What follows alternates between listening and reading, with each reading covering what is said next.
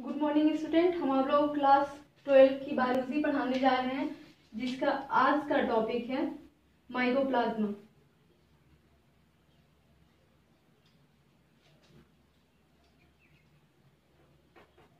Subject है biology. जीवों का वर्गीकरण में आपको पढ़ना है आज का टॉपिक माइकोप्लाज्मा। माइकोप्लाज्मा है क्या, आपको पता होगा। जो जगत प्रोटिस्टा, जगत मोनेरा है, जगत मोनेरा, जगत मोनेरा में 3 जीव रखे गए हैं। पहला था जीवाणु, दूसरा माइकोप्लाज्मा, माइकोप्लाज्मा और तीसरा था नील हरित शैवाल।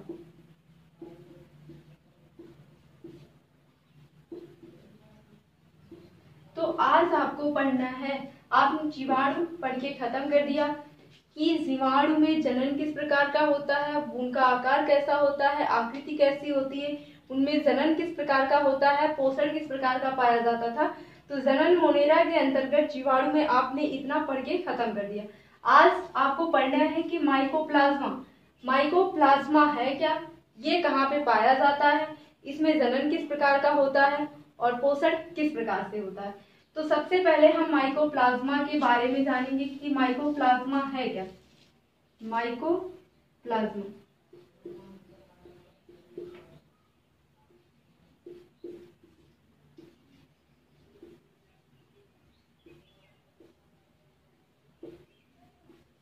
तो जगत मोनेरा में रखा गया है, तो रखने की वजह से ये कैसा जीव होगा, एक कोशिकीय जीव होगा। जगत मोनेरा में सिर्फ एक कोशिकीय जीवों को रखा गया, एक कोशिकीय जीव है। तो आप कह सकते हो माइकोप्लाज्मा एक कोशिकीय जीव है। और यह कैसा है, प्रोकैरियोटिक या यूकैरियोटिक। तो जगत मोनेरा में जो जीव आते हैं वो कैसे होते हैं, प्रोकैरियोटिक होते हैं।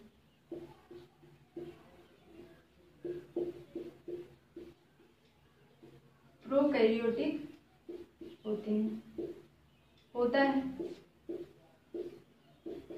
ये प्रोकैरियोटिक होते हैं। अब माइकोप्लाज्मा एक ऐसा जीव है जो दुनिया का सबसे छोटा जीव है। तो माइकोप्लाज्मा जो है विश्व का, पृथ्वी पर पाए जाने वाला सबसे छोटी कोशिका है या सबसे छोटा जीव है। विश्व में पाया जाने वाला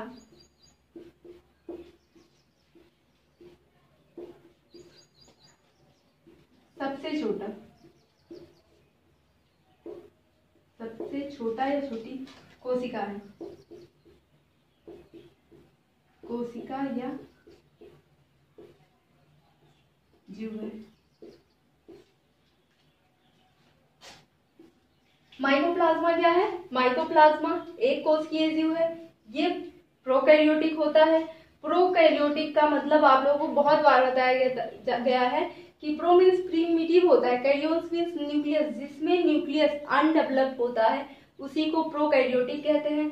विश्व में पाए जाने वाला सबसे छोटा जीव या कोशिका क्या है, माइकोप्लाज्मा है। या इसका एक स्पेशल कैरेक्टर है जो पूछा जाता है कि कौन सा ऐसा जीव है। स्पेशल कैरेक्टर इसका ये है कि कौन सा ऐसा जीव है जो बिना ऑक्सीजन के भी जीवित रह सकता है। माइकोप्लाज्मा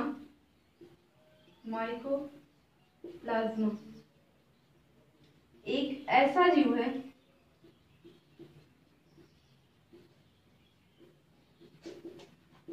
जो बिना ऑक्सीजन के भी जीवित रह सकता है, जो बिना O2 के जीवित रह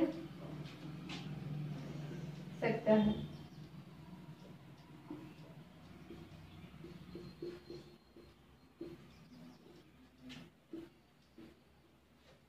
इसका स्पेशल कैरेक्टर क्या है, ये माइकोप्लाज्मा जो होता है बिना ऑक्सीजन के भी जीवित रह सकता है। अगर इसको ऑक्सीजन ना दिया जाए तो माइकोप्लाज्मा बिना ऑक्सीजन के भी जीवित रह सकता है।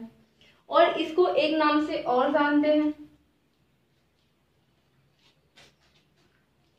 PPLO। या तो आप माइकोप्लाज्मा कह सकते हैं या तो इसको PPLO कह सकते हैं। PPLO का मतलब होता है प्लूरो निमोनिया।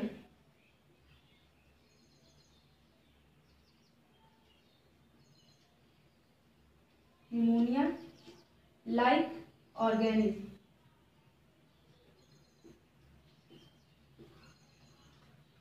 माइकोप्लाज्मा को PPLO के नाम से भी जानते हैं। तो मोस्ट इंपॉर्टेंट है, पूछा जाता है एग्जाम में कि PPLO कौन सा जीव है, तो माइकोप्लाज्मा को ही PPLO कहते हैं, जिसे प्लूरो निमोनिया लाइक ऑर्गेनिज्म कहते हैं। माइकोप्लाज्मा जो होता है वो सरल प्रकार से गति कर सकता है, एक स्थान से वो दूसरे स्थान जा सकता है। उसकी गति के कारण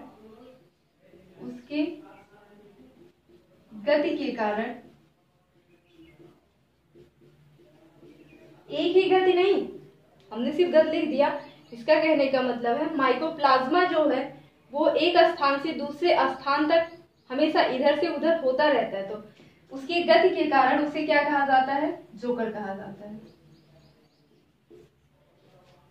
माइकोप्लाज्मा की गति के कारण उसे जोकर भी कहा जाता है।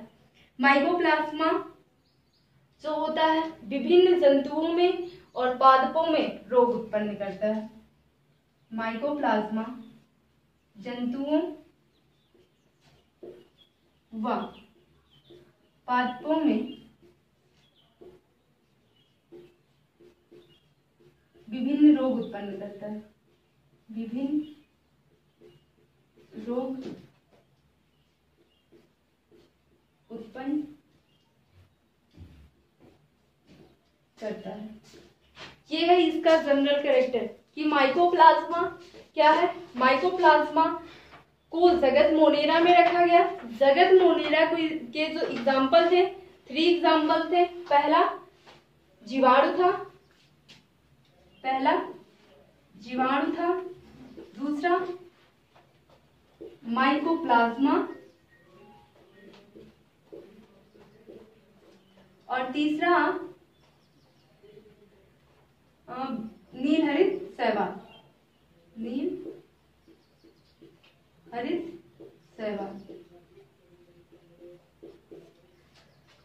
तो जगत मोनेरा में रखने के कारण माइकोप्लाज्मा जो है इसको जगत मोनेरा में रखा गया है।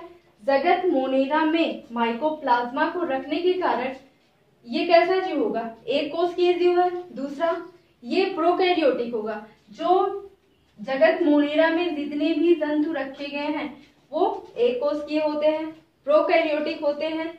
ये 2 लक्षण उनके समान होते हैं।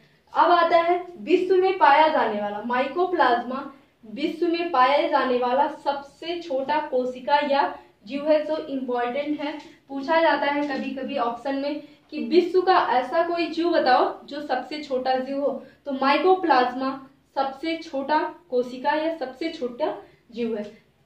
दूसरा इंपॉर्टेंट पॉइंट है, माइकोप्लाज्मा एक ऐसा जीव है जो बिना ऑक्सीजन के जीवित रह सकता है। एग्जाम में पूछा जा सकता है कौन सा ऐसा जीव है जो बिना ऑक्सीजन के जीवित रह सकता है। तो आपका आंसर होगा कि माइकोप्लाज्मा एक ऐसा जीव है जो बिना ऑक्सीजन के जीवित रह सकता है।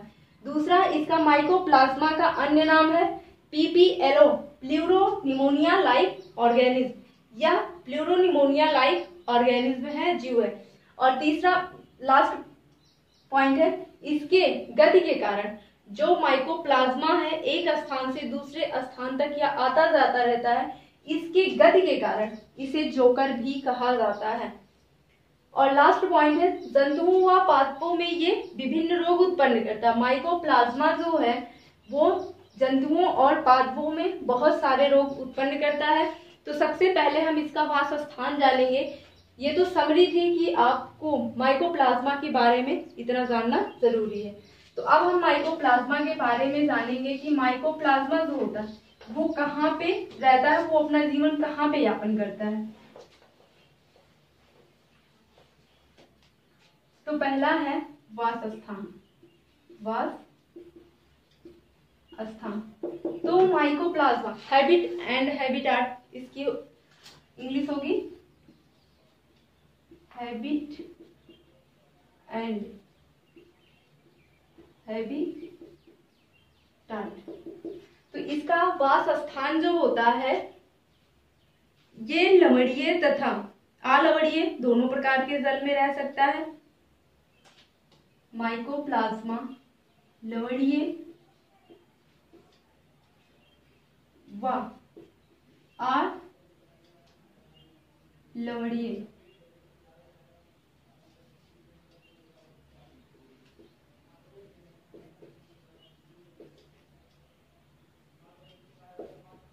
जल में पाए जाते हैं। तो माइकोप्लाज्मा जो है उसका वास स्थान क्या है, वो जल में पाए जाते हैं, चाहे वो साल्ट हो चाहे ना साल्ट हो, तो ये दोनों प्रकार के जल में पाए जाते हैं। तो अब आपको पढ़ना है कि आपने पढ़ा कि ये लवणीय तथा अलवणीय जल में पाए जाते हैं। दूसरा है माइकोप्लाज्मा, आपने इसका वास स्थान पढ़ा कि लवणीय व अलवणीय दोनों प्रकार के जल में पाए जाते हैं। अब इनमें पोषण देखना है कि इनमें जो पोषण होता है, न्यूट्रिशन,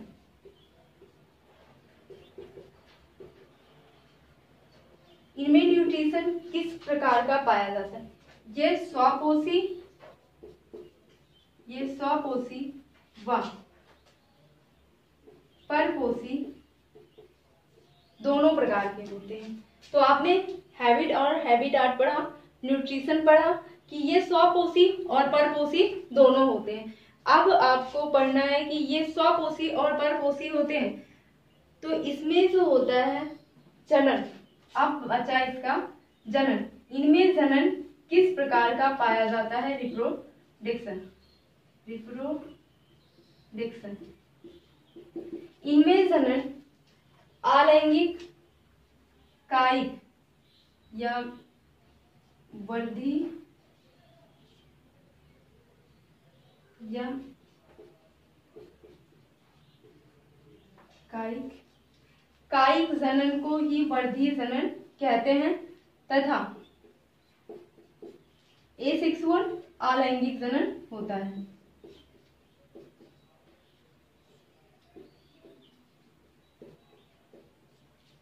अलैंगिक जनन होता है। तो माइकोप्लाज्मा होते हैं, उनमें जनन किस प्रकार का होता है, वृद्धि या कायिक, वृद्धि को ही कायिक जनन कहते हैं तथा इसमें अलैंगिक जनन होता है। अब ये तो एसेक्सुअल और वेजिटेटिव की बात हुई। अब हम देखते हैं लैंगिक जनन। इसमें लैंगिक जनन का अभाव होता है। लैंगिक जनन का अभाव होता है। अभाव का मतलब होता है कि थोड़ा बहुत कहने के लिए इसमें अलैंगिक जनन होता है, लेकिन इसमें अलैंगिक जनन किसके द्वारा होता है, आनुवांशिक पुनर्संयोजन के द्वारा। आनुवांशिक पुनर्संयोजन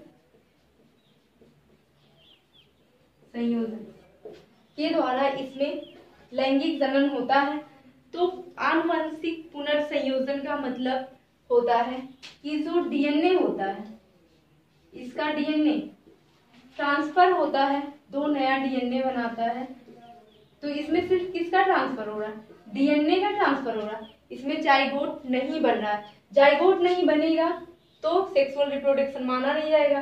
सेक्सुअल रिप्रोडक्शन कर रहे हैं, लेकिन इसमें सेक्सुअल रिप्रोडक्शन का अभाव है, कमी है। किसके द्वारा कर रहे हैं, आनुवांशिक पुनर्संयोजन। आनुवांशिक पुनर्संयोजन कौन है, डीएनए है। डीएनए के द्वारा ये अपने जैसा डुप्लीकेट नया डीएनए बनाते हैं, और जब नया डीएनए बन जाता है, यहाँ पे डीएनए बना तो ये क्या होगा, 20 से विभाजित हो जाता है, और 20 से विभाजित होने पर अपने जैसा नया संतान बना लेगा। तो आपने वासस्थान, पोषण और जनन के बारे में पढ़ लिया। अब आपको पढ़ना है कि माइकोप्लाज्मा जो होता है इनके द्वारा कौन कौन से रोग होते हैं। माइकोप्लाज्मा के द्वारा जंतुओं व पादपों में होने वाले रोग।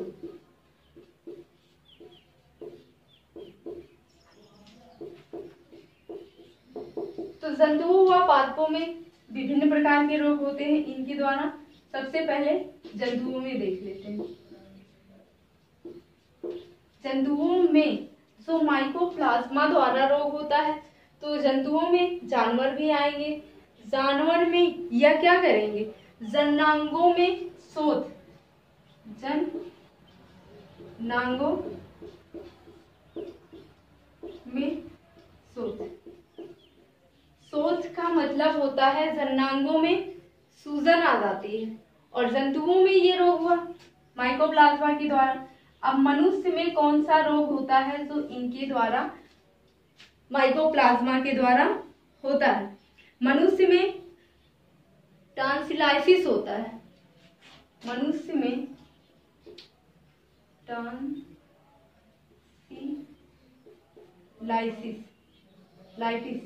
नामक रोग होता है। अब ये कौन सा रोग है जो मानव में होता है।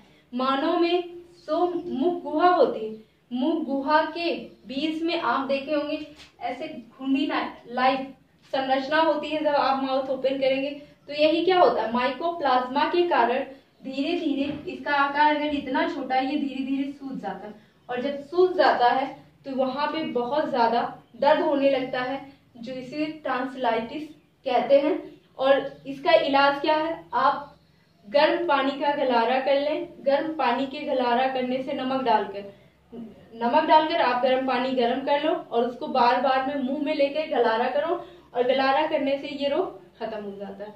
अब आता है पादपों में।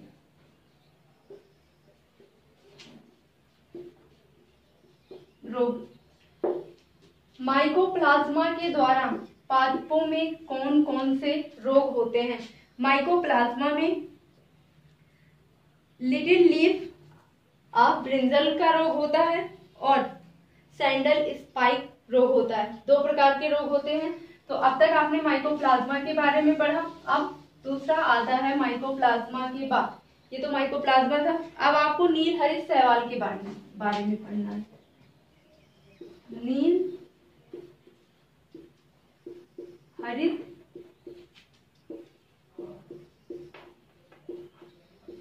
शैवाल, ब्लू ग्रीन एल्गी।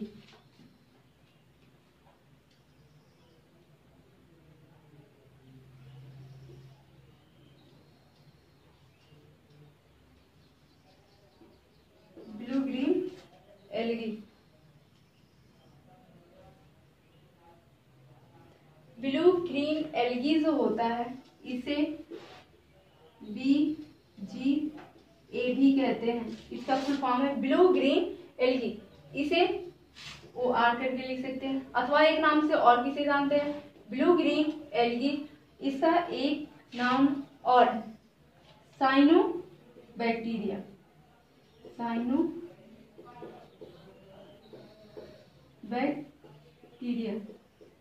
इसे साइनोबैक्टीरिया के नाम से भी जानते हैं। नील हरित शैवाल को ब्लू ग्रीन एल्गी BGA भी कहा जाता है, साइनोबैक्टीरिया भी कहा जाता है।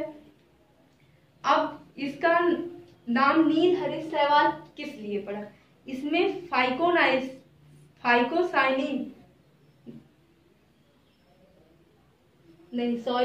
इसे नील हरित शैवाल किस लिए कहते हैं, इसमें कुछ वर्णक पाए जाते हैं। इसमें कुछ वर्णक पाए जाते हैं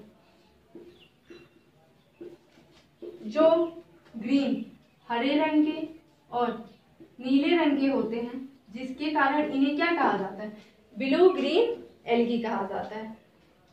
किसके कारण? वर्णक के कारण। अब कौन कौन से हैं? क्लोरोफिल, पोरिनियाइड, क्लोरोफिल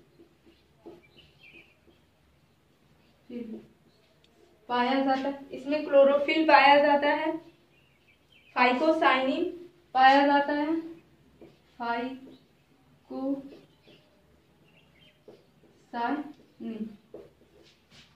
फाइकोसाइनिन पाया जाता है, सी फाइको इरेथीन पाया जाता है, सी फाइको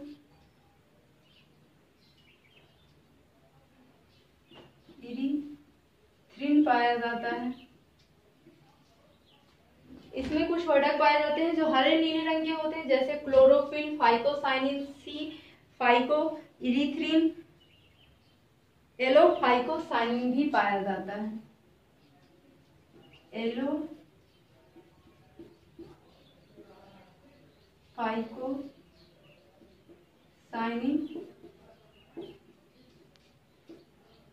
भी पाया जाता है।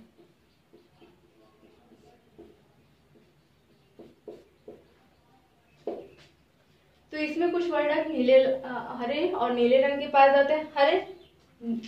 हरित का नीला, हरित का हरा हो गया और नील का नीला हो गया। तो हरे नीले जैसे क्लोरोफिल, फाइकोसाइनिन, सी फाइको इथ्रिन, एलो फाइकोसाइनिन भी पाया जाता है। अब इसमें हरित लवक भी पाए जाएंगे, लेकिन हरित लवक की संरचना ऐसी होती है, इसमें कुछ ऐसे पार्टिकल्स पाए जाते हैं जिसे ग्रेना कहते हैं। ग्रेना के ये जो पार्ट होते हैं ग्रेना के, ये इसमें जो इसका नील हरित शैवाल होता है, इसके बीच बीच में बिखरे होते हैं, इसकी लाइक स्ट्रक्चर नहीं होता, इसके जैसा इसकी संरचना नहीं होती है, लेकिन जो इसके ग्रेना है वो नील हरित शैवाल में बीच बीच में बिखरे रहते हैं। और जो इसमें संचित भोज्य पदार्थ होता है वो साइकोफाइसिन ग्रेन्यूल में रहता है। जो इसका संचित भोज्य पदार्थ, संचित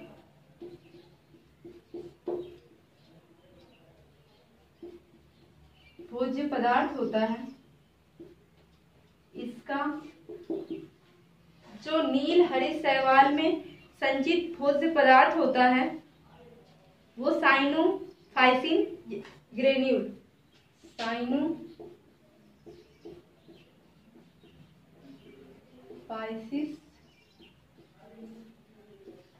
ग्रेन्यूल, साइनोफाइसिस ग्रेन्यूल या स्टार्च के रूप में या ग्लाइकोजन के रूप में, स्टार्च या ग्लाइकोजन के रूप में पाया जाता है, के रूप में संचित होता है। और इसकी जो इसमें जो ब्लू ग्रीन एल्गी होता है, इसकी जो कोशिका भित्ति होती है म्यूकोपॉलीपेप्टाइड की बनी होती है। ब्लू ग्रीन एल्गी की कोशिका भित्ति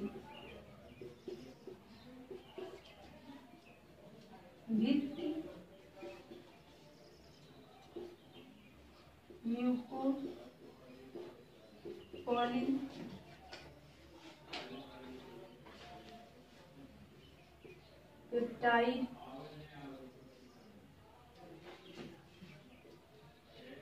की बनी होती है। जो इसकी कोशिका भित्ति होती है नील हरित शैवाल की म्यूकोपॉलीपेप्टाइड की बनी होती है। और इसमें जो नील हरित शैवाल होता है, आपने पढ़ा था कि जीवाणु जो होता है, जीवाणु में कशाब्दिका पाई जाती थी, इसमें कशाब्द नहीं पाया जाता, कशाब्द नहीं पाया जाता है।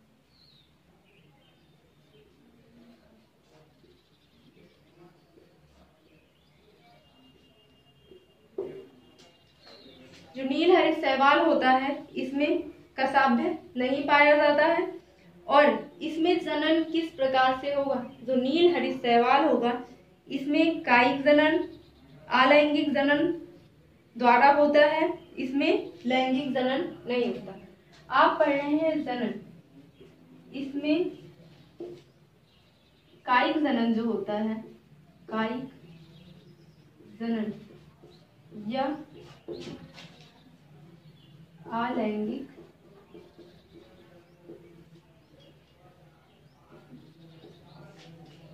अलैंगिक जनन द्वारा होता है।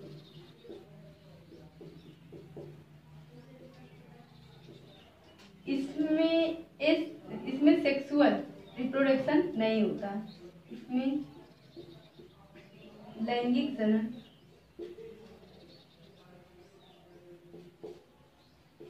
नहीं पाया जाता या नहीं होता है।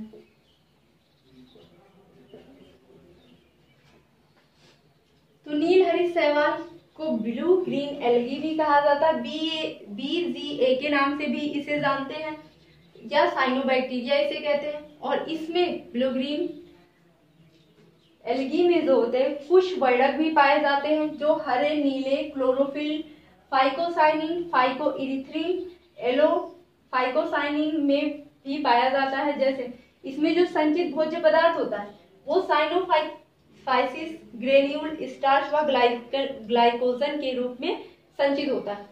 नील हरित शैवाल की जो कोशिका भित्ति होती है म्यूकोपॉलीपेप्टाइड की बनी होती है। इसमें फ्लैजेला कशाभ्य नहीं पाया जाता है। लास्ट जनन कायिक जनन अलैंगिक जनन द्वारा होता है और इसमें लैंगिक जनन नहीं होता है। अब आपको देखना है, जैसे इसके कुछ एग्जाम्पल है, non stock, Anabaena,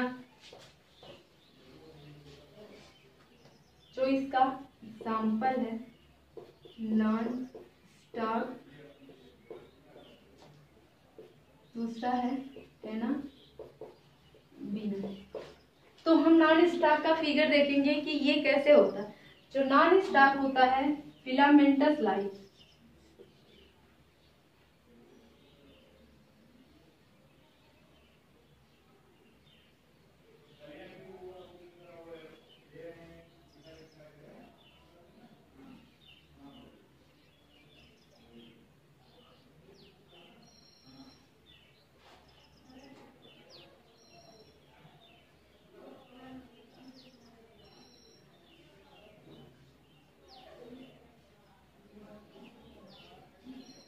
non stock का ये फिगर है, नॉन स्टॉक। ये किस लाइक है, ये फिलामेंटस लाइक है। इसके बीच में यहाँ ऐसे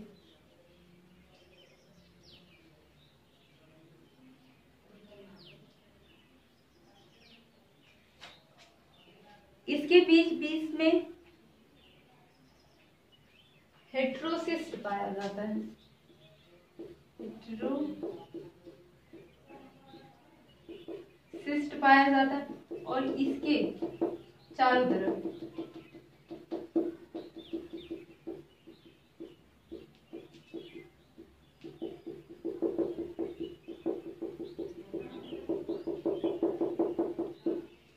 जो नॉन स्टॉक होता है इसके चारों तरफ एक आवरण होता है जिसे म्यूसिलेजिनस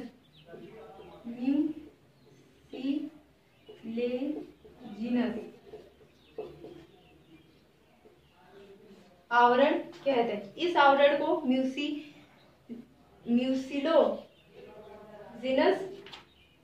आवरण कहते हैं।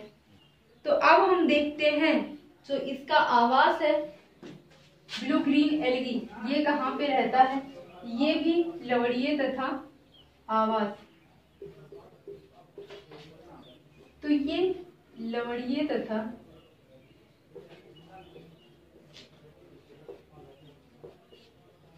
अलवणीय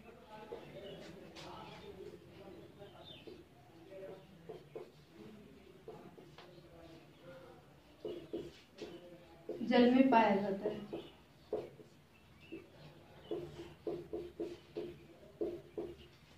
नील हरित शैवाल लवणीय व अलवणीय जल में पाया जाता है। और इसका सुकाय संगठन देखें, शरीर की बनावट, सुकाय संगठन, ये एक कोशिकीय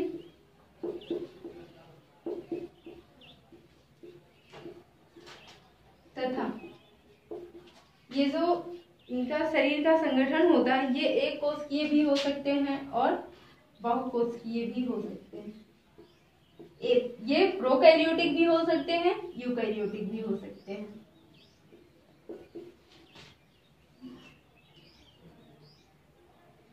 एक कोशिकीय जो होते हैं, एक कोशिकीय में और बहुकोशिकीय में नॉन स्टॉक आता है, स्टॉक। दूसरा है एना बीना। इनका जो स्ट्रक्चर होता है वो फिलामेंटस लाइक होता है, फिलामेंटस लाइक, जिसे आप हिंदी में कह सकते हैं तंतुमय होता है, तंतुमय होता है बहुकोशिकीय का। और जो एक कोशिकीय होते हैं एनासिस्टिस, इनकी कोशिका जो होती है, इनका जो कोशिकीय कार्य होता है कि कोशिका में सक्षम होता है। एक कोशिकीय एनासिस्टस,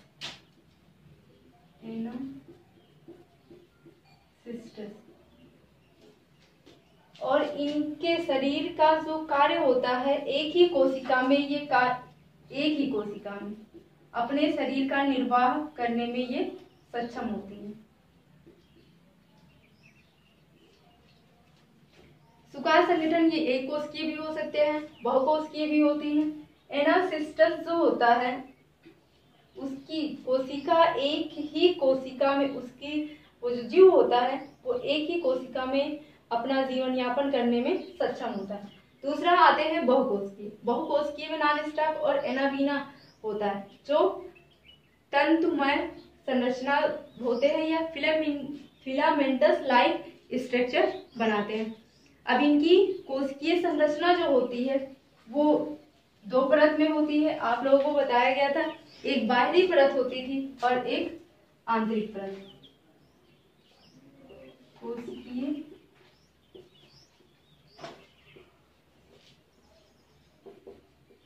संरचना, दो संरचनाएं होंगी, एक ऊपरी होगी या बाह्य कह सकते हैं, ऊपरी संरचना।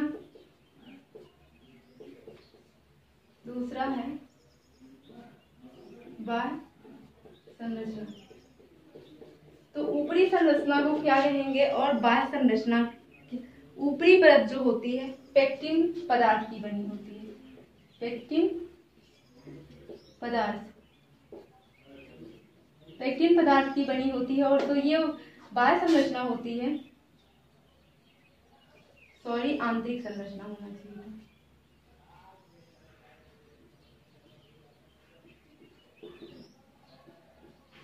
ये बाहरी संरचना या ऊपरी संरचना कह सकते हैं, दोनों कह सकते हैं। ये सेलुलोज की बनी होती है, सेलुलोज की बनी होती है। अब आता है कोशिका द्रव्य के अंदर इसके क्या क्या भरा होता है। जो नील हरित शैवाल होता है ये एक कोशिकीय है, बहुकोशिकीय है। तो इसकी कोशिका संरचना के अंदर जो पदार्थ होता है आरएनए होता है और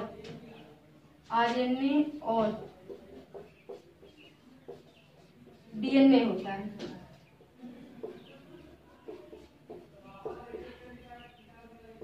किसके अंदर? कोशिका द्रव्य के अंदर, कोशिका द्रव्य के अंदर। लेकिन इसमें दोहरी कला युक्त कोई भी कोशिकांग नहीं पाया जाता। दोहरी कला युक्त कोशिकांग इसमें अनुपस्थित रहते हैं।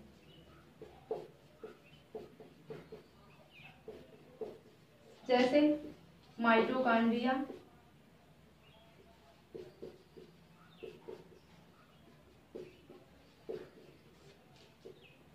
और इंडोप्लाज्मिक रेटिकुलम या अंतःप्रद्रव्य जालिका।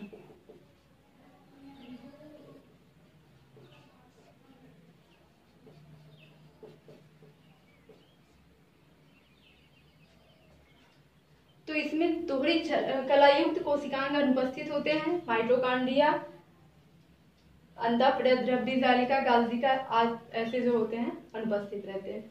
अब इसके बाद इसमें जो विभाजन की क्षमता पाई जाती है, समसूत्री विभाजन इसमें असमसूत्री विभाजन द्वारा इनमें विभाजन होता है। असूत्री द्वारा इसमें विभाजन होता है। जो एक कोशिका से दूसरी कोशिका में कन्वर्ट होंगी, अपने जैसा नया कोशिका बनाएंगी, तो ये असूत्री विभाजन द्वारा अपनी कोशिका बनाती है। इसमें एक स्टेप से 2 स्टेप चलता है, इसके अलावा नहीं चलता। अब जनन देखते हैं। इनमें लैंगिक व कायिक जनन होता है। अलैंगिक जनन अंतःबीजाणुओं द्वारा व बाह्य बीजाणुओं द्वारा होता है और कायिक जनन असूत्री विभाजन द्वारा होता है। इसमें जो जनन होता है अलैंगिक जनन, लैंगिक जनन और लैंगिक जनन। अलैंगिक जनन जो होता है इसमें अंतःबीजाणु द्वारा और बाह्य बीजाणु द्वारा होता है। अंतःबीजाणु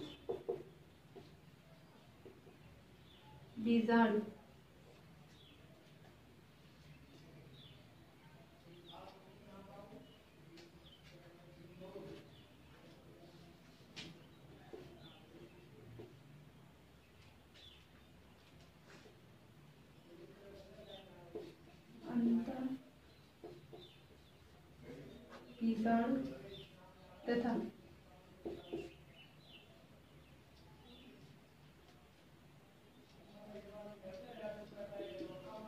बाह्य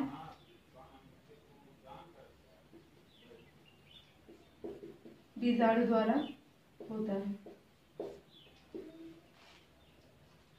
और अलैंगिक जनन, लैंगिक जनन जो होता है असूत्री विभाजन द्वारा होता है। असूत्री विभाजन द्वारा।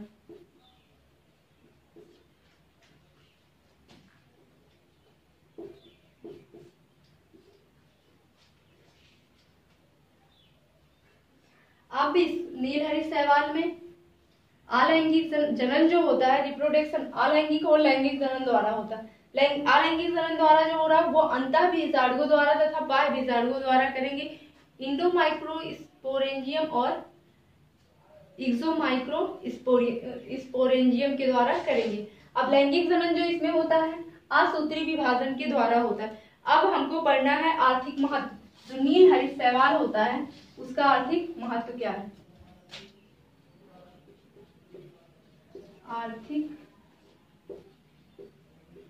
महत्व तो इसका जो इकोनॉमिक इम्पोर्टेंट है, ये कुछ लाभदायक होते हैं। ये जो होते हैं लाभदायक होते हैं। नीलहरी शैवाल लाभदायक जीवाणु होते हैं।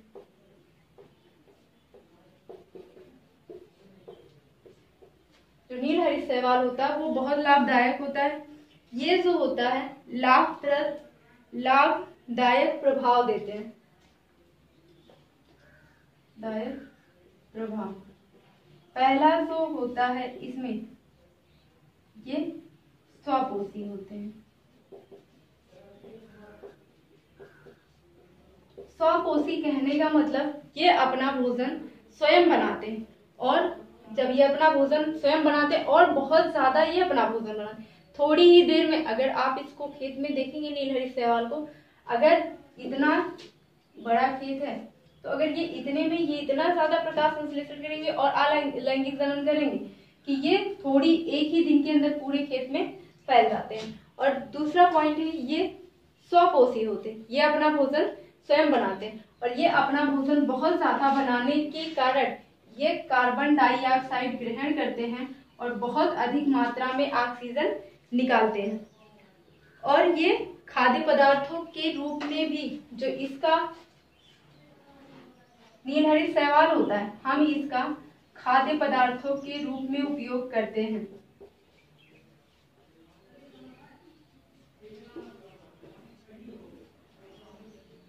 जो खाद्य पदार्थों के रूप में हम नीलहरी शैवाल का उपयोग करते हैं और कौन सा है, स्पाइरुलिना।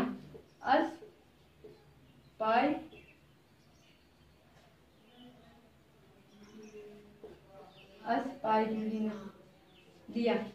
तो इसका उपयोग हम खाने में करते हैं जिसमें प्रोटीन 70 से 71% प्रोटीन पाई जाती है। ये इसमें जो नीलहरी शैवाल में अस्पाइरुलिना है उसमें प्रोटीन की मात्रा बहुत अधिक पाई जाती है, 70 से 71% तक पाई जाती है, और बाकी इतना प्रोटीन किसी में भी नहीं पाया जाता, चाहे वो सोयाबीन हो या अंडा। अंडे में 60% पाई जाती है और सोयाबीन में 40% पाया जाता है। कभी कभी एग्जाम में पूछा जाता है कि सबसे अधिक प्रोटीन की मात्रा किसमें पाई जाती है, खाद्य पदार्थों में सबसे अधिक प्रोटीन की मात्रा किसमें पाई जाएगी, तो आप बताएंगे अस्पाइरुलिना यानी नीलहरित शैवाल के एग्जाम्पल जो है अस्पाइरुलिना में पाया जाता है, जो 70 से 71% प्रोटीन खाने पर देता है। आप अगर स्पाइरुलिना का प्रयोग करेंगे खाने में तो वो आप 70 से 71% आपको प्रोटीन देगा, और प्रोटीन हर एक पोषक पदार्थों से लाभदायक होता है, क्योंकि यह जो हमारा शरीर होता है हमारे शरीर की वृद्धि करता है। इसका उपयोग हम खाद के रूप में भी करते हैं, खाद के रूप में। नॉन स्टार्च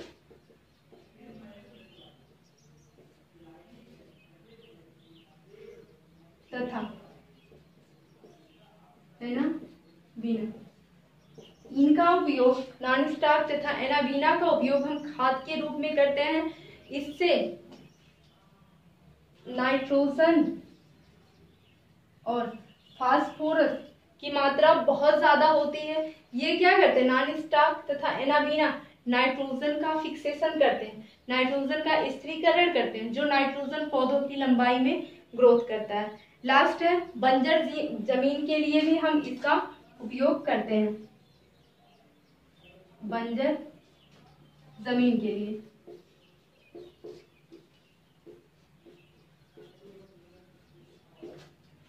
जो नीलहरी शैवाल होता है उसका उपयोग हम बंजर जमीन में करते हैं। क्यों करते हैं, बंजर जमीन में हम इसका उपयोग इसलिए करते हैं ताकि जो बंजर जमीन है उसका उपयोग करने से इसमें नाइट्रोजन और फास्फोरस की मात्रा बहुत अधिक पाई जाती है। नाइट्रोजन क्या करेगा, नाइट्रोजन जो होगा एनाबीना और नॉन स्टार्च नाइट्रोजन का स्थिरीकरण करेंगे, और फास्फोरस जो होता है उसको फास्फेट में बदल देता है। तो ये बंजर जमीन को जब इसका उपयोग हम करेंगे ये उपजाऊ बना देते हैं। तो नीलहरित शैवाल के जो इकोनॉमिक इम्पोर्टेंस है यही है। लाभदायक प्रभाव इसके क्या क्या है, ये स्वपोषी होते हैं, अपना भोजन स्वयं बनाते हैं, और बहुत ज्यादा भोजन बनाने की वजह से ये कार्बन डाइऑक्साइड ग्रहण करते हैं और वायुमंडल में बहुत ज्यादा मात्रा में ऑक्सीजन निकालते हैं। दूसरा है खाद्य पदार्थों के रूप में इसका उपयोग किया जाता है। खाद्य पदार्थों के रूप में इसका उपयोग किया जाता है, जैसे अस्पाइरुलिना जिसमें 70 से 71% प्रोटीन पाया जाता है, जो शरीर निर्माणकारी तत्व है। तीसरा है खाद्य के रूप में नॉन स्टार्च तथा एनाबीना का हम खाद्य पदार्थों के रूप में उपयोग करते हैं। और लास्ट है बंजर जमीन के लिए। बंजर जमीन जो होती है उसका उपयोग हम बंजर जमीन को उपजाऊ बनाने के लिए हम इसका उपयोग करते हैं, क्योंकि ये नाइट्रोजन का स्थिरीकरण करते हैं और फास्फोरस जो होता है उसको फास्फेट में बदल करके बंजर जमीन को उपजाऊ बना देते हैं। ये टॉपिक आपका खत्म हुआ। अब आप जो मोनीरा संघ पढ़ रहे थे, मोनीरा जगत पढ़ रहे थे, मोनीरा जगत आपका समाप्त हुआ। अब आपको पढ़ना है प्रोटिस्टा, जो आपको दूसरे वीडियो में बताया जाएगा।